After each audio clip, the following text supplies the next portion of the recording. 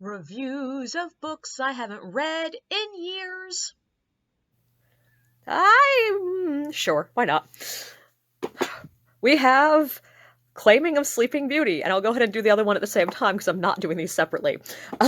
Beauty's Punishment, both by Anne Rice, but writing as Anne A.N. Roquelaure or something like that. I don't know. These are Anne Rice's porn books.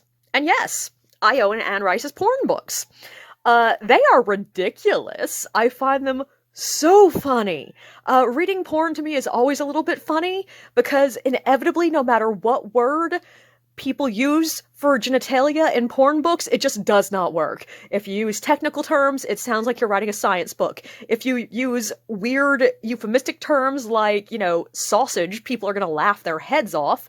If you just use, like, as Anne Rice does, his sex and her sex for everything, it just sounds so ridiculous and a little bit confusing sometimes. Like, literally, I'm not sure I want to be reading a book where you're hearing about he reached down and stroked his throbbing sex. I'm just like, oh my god, are you kidding me? Also, reading these books, you get to figure out that Anne Rice is at least slightly turned on by pony play. Like, these books are sort of known for being super kinky, but objectively, there are a lot of kinks they do not come anywhere near touching on, but they spend a buttload of time on pony play, which means either Anne Rice is turned on by it, or it's the only really kinky shit that she was not turned off by, and therefore the only stuff she was willing to write about.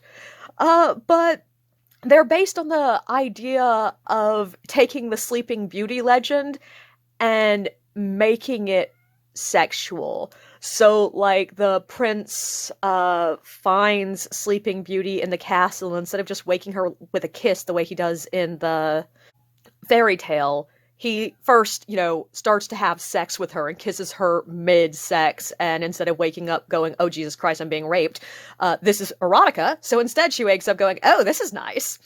But he takes her back to his kingdom where it seems that all the royalty from the surrounding area regularly, like, basically gives their children to this kingdom to be sex slaves.